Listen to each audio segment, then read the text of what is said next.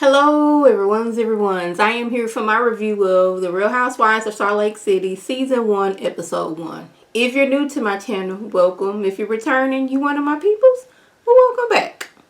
So you guys, I wanted to add another one of the Real Housewives franchise into my reviewing schedule. And I didn't want to pick up a show that has already been on for a few years, like New York, New Jersey, Beverly Hills, Orange County, because they already been on for years. Like I said, they didn't had fights, breakups, I'm assuming, and all that other stuff. And I just felt it would be hard for me jumping in this late in the game and trying to remember everybody. But with this show, I'm coming in with a clean slate.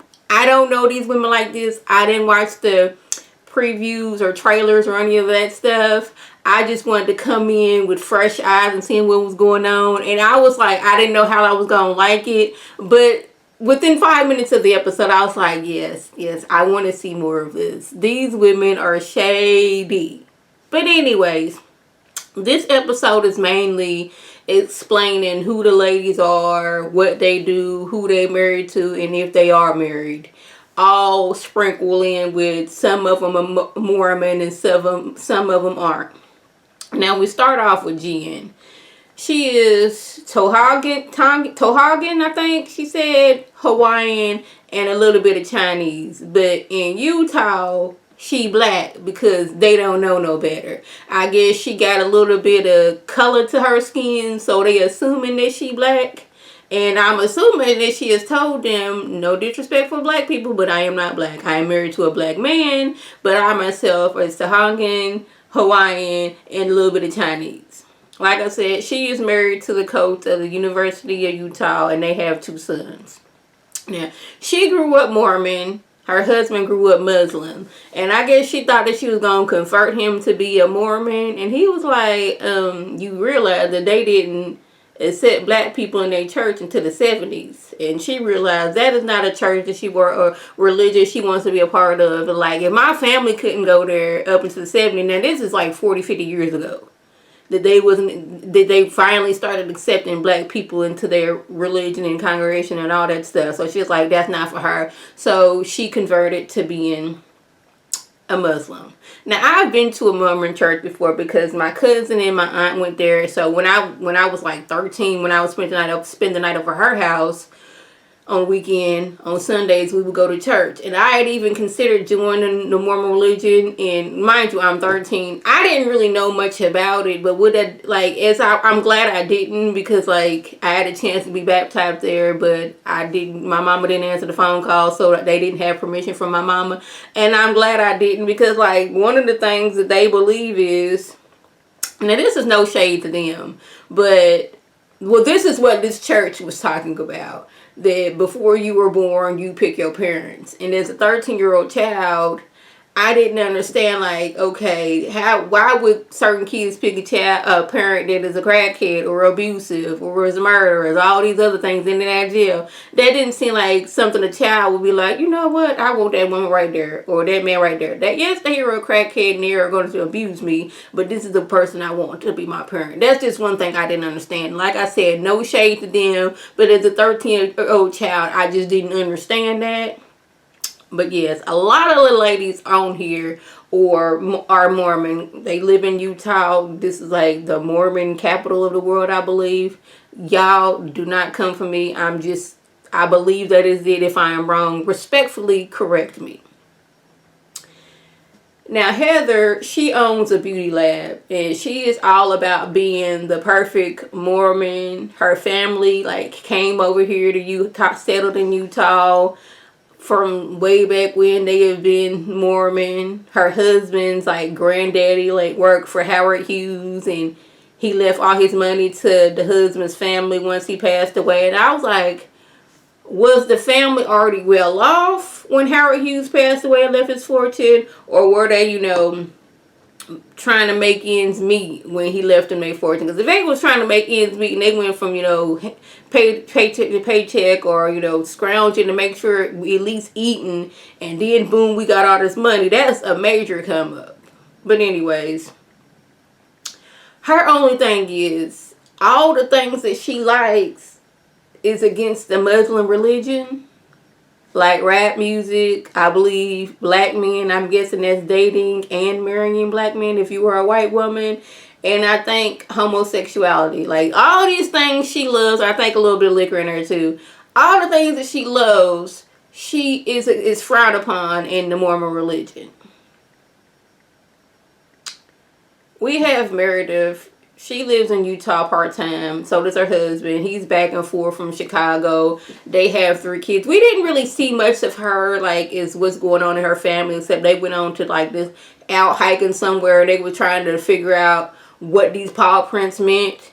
I was like, these is paw prints. These don't look like no dog's paw prints. This means this is something bigger than a dog. Why are we still standing here investigating and measuring our hand up to this paw print to determine what kind of animal it is? See, that's why I'm not a nature person. I'm not a hiking person, because when I think of hiking, I'm thinking you up in the mountains. Up in the mountains, there's mountain lions. There's all kind of, different wild animals out there can get you. If you going to like a national park, national parks are huge. You mess around and get lost. There's bears out there. See, that's why I don't really, deal with nature like that. If I'm out in nature, I want to be out in the open, like a park where I can just like walk around, making sure it's a nice day, because I don't want to be out there too hot or too cold, because if it's too hot or too cold, I'm going to be miserable and it's just going to be a whole thing.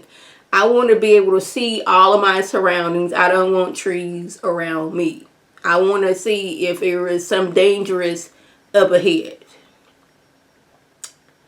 Now, Lisa, she owns a luxury marketing company, and she and her husband own several tequila companies, and I think they are venturing into vodkas as well, which, this is kind of, I'm pretty sure this is frowned upon in the Mormon community, because they don't really like you drinking and all that other stuff. So I was like, how you got several tequila companies and coming out with a vodka company? Is she Mormon? I don't know. I didn't really get into that. But she lets us know she is not one of the moms that has dinner on the table every night. Like, no, y'all hungry? Okay, get in the car. We're going to go through the Taco Bell drive-thru and get us something to eat right quick. That's going to be our dinner. Just don't get nothing on these, this car. Just make sure the car clean once we get up out of here. We're going to get us some Taco Bell. And if you want you some Wendy's, you want you some Chick-fil-A, you want you some Popeyes, what have we going to go and get that, and we're going to eat that, and we're going to call it a night.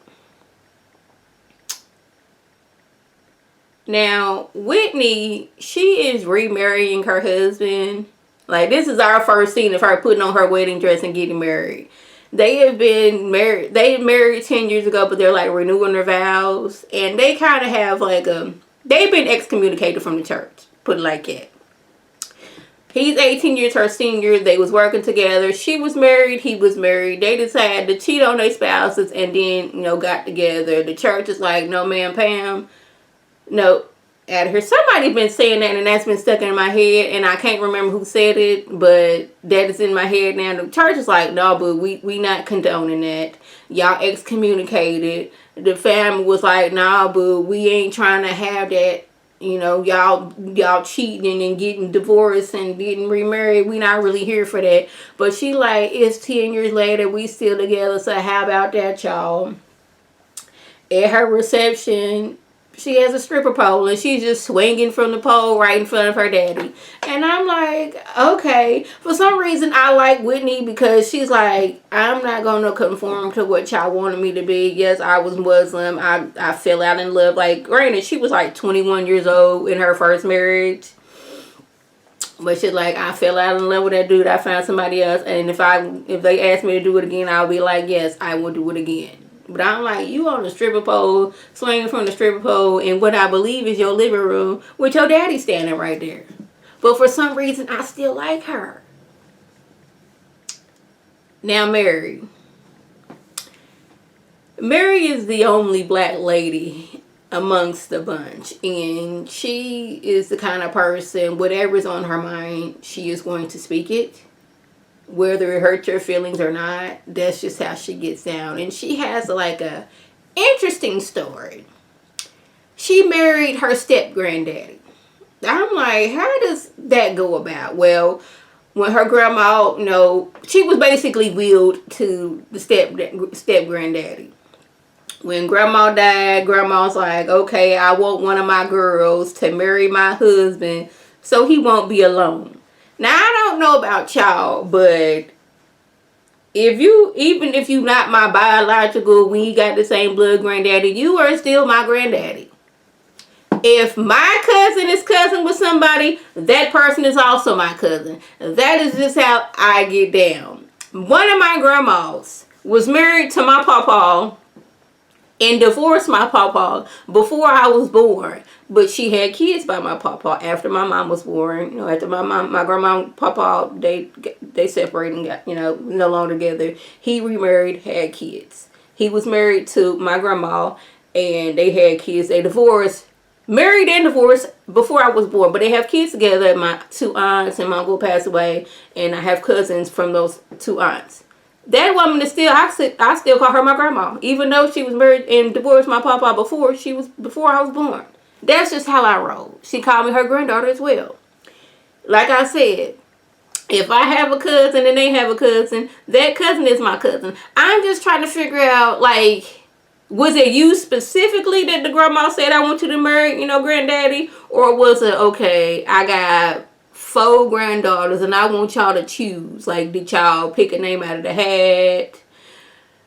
Was it a situation where who drew the shortest toothpicks? Like, was it an eeny, meeny, miny, moe situation? I'm just trying to figure out, how did you become granddaddy's new wife? She is not Mormon, she is Pentecostal, and she is the first lady of the church, which she also inherited from grandma. I'm like, grandma, you couldn't find somebody at the church to marry granddaddy off to? There was nobody at church that was suitable for granddaddy other than one of your granddaughters. Another question, was grandma and granddaddy, was they married before Mary was born or after Mary was born? Either way, it's messed up. But if it was before Mary was born and she grew up knowing this man as her granddaddy and then he then became her husband, it's even more weird. But anyway, she the first lady of the church. She's Pentecostal. Like I said earlier, she just flat out and just says what's on her mind. And she kind of fell out with Jen because she said Jen smelled like hospital. And apparently Mary, she has a very sensitive nose and she just smells everything. And hospital smells trigger her. But I guess Jen had been at the hospital with her auntie that day. And she went to hug, or she was around Mary and Mary smelled hospital and Mary's like, ugh, somebody smelled like hospital. And Jen took offense to that. Yeah. Now we moving over to, did I already mention Heather? I don't know. Let me go down my line. Yeah. Where am I at? Okay. Jen and Heather meet up. And she tells her, Lisa made it seem like y'all weren't friends in college. Now, Heather is under the impression that her and Lisa was best good friends in college. She loves her. That's her girl. All this, that, and the third. And she was like, yeah. And she was saying that you was up there flashing your girls while you was in college. And she was like, first of all, I had to sign a pledge before I joined BEU. First of all. Like, I wish I was one of those girls in college and joined an actual sorority and went to an actual college other than, I think it's Brigham Young University. It's like a Mormon college. She's like, I wish I had done all that. So now Heather all in her feelings because she thought her and Lisa were cool. And then she's like going back into the memory bank and the Rolodex in her mind. Like, she has been acting shady towards me lately. I'm going to put a little pin in there. And I was like, yes, Jen, you seem like you were a little bit messy. And it seemed like you were a little bit self-centered because you over here supposed to be throwing this birthday party for Lisa. And it's nothing that Lisa likes. It's all the things that you like. You got it at your house. Your husband out of town recruiting folks. So you didn't moved all the furniture out the house. Had the whole house decorated for this party. Had Tonga dancers at this party. Was fashionably late to a party that was not yours. The entrance, it was Jen's Chateau. This said nothing about this being Lisa's party. Even doggone Jen's friends like, happy birthday, oh my goodness. And Jen was like, my birthday in October. She's like, well, I don't know if the friend was drunk or not so bright. Maybe a mixture of both. I don't like to judge people. But she was like, okay. But like, if you had come in, you would have thought that this was Jen's party. Jen's name is Jen Chateau. This is her house, and she calls it her chateau. That is that. It's red carpet. It's that gold. It's servers without shirts on, with just like tuxedo pants and a bow tie. Nothing says this is Lisa's party. And Lisa's like, it's my birthday, but this is Jen's party. I'm like, I'm glad you know that. I am so glad that you know that. Jen and Mary kind of get into it because Jen is still mad that you said I smell like hospital. So we got to call a friend over who heard the conversation. She's like, yeah, you did say that. Well, she's like, okay, well, you are no longer needed in this conversation. If I said you smell like hospital, you smell like hospital. And you smell like hospital too. Then she got to going on. Well, Jen's like, well, my aunt, she had her legs amputated that day. She was like a mom to me. I was visiting her in the hospital. And then Mary got in her confession and talk about someone. Your auntie should have been eating better, or she wouldn't have had to get her legs cut off. I was like, no, we're not fit to do that. How do you know that she could have been in a car accident? You don't know. She could have got a blood clot. You don't know. It could have been an ingrown toenail. That's what happened to my father-in-law. He got my stepfather-in-law. He had an ingrown toenail which got infected, and he had to get his leg cut off. He had like some heart problems and stuff, all that stuff. But before that, he was healthy. But an ingrown toenail got infected, and he had to get his leg cut off. So we're not going to sit there and say that this woman wasn't eating healthy, and that's the reason why she had to get her leg cut off. It could have been a plethora of reasons. Like, she could have got stung by something and it got infected. She could have got poked by something accidentally and got infected. A lot of things. Mary, I'm side-eyeing you mainly because of your relationship and having what you just said about this woman who had to get her legs amputated. Like I said earlier, I think I'm liking Whitney and I think I'm liking Heather. Jen, she seems like she messy and she is very, very, very, very self-centered. I haven't really gotten the feel of the other girls. Lisa, she seems like she's a little, she stick her nose up at everybody. Yeah, but we gonna see as the show goes. I'm glad I actually decided to watch this show. Now, if I left anything out, by all means, leave a comment below. If you're new to my channel, welcome. Feel free to subscribe. It's free all day, every day, free 99. Make sure your notifications are on so when my beautiful face puts up a video, you can click on it, you can like it, you can share it with your people, and you can come over and be one of my peoples. If you're already one of my peoples, welcome back. Y'all know what to do. Tell your people to tell their people to come over and be one of my peoples by clicking that icon above. This is Lady T signing off. Have a good one.